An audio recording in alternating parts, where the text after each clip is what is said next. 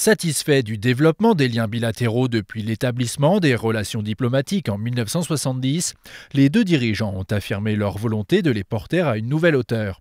Ils ont convenu d'intensifier la coopération politique et diplomatique entre les deux pays en multipliant les visites et rencontres de tout niveau.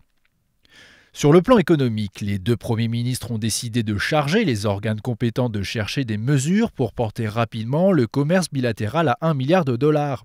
Ils ont insisté sur la nécessité d'approfondir la coopération entre les deux pays dans leurs secteurs d'excellence, dont le pétrole, les infrastructures, les technologies de l'information et de la communication, le textile-habillement, l'agriculture et l'aquaculture.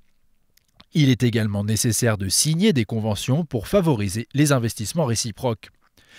Les deux dirigeants ont promis de créer des conditions favorables à l'ouverture de lignes directes entre le Vietnam et le Sri Lanka et se sont en outre engagés à continuer de favoriser la coopération bilatérale dans d'autres secteurs tels que l'énergie, le tourisme et la culture.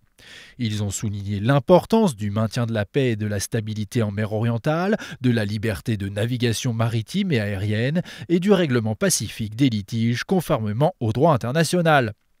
Après leur entretien, Nguyen Xuan Phuc et Ranil Wickremesinghe ont assisté à la signature de 2 conventions de coopération dans l'agriculture et l'éducation.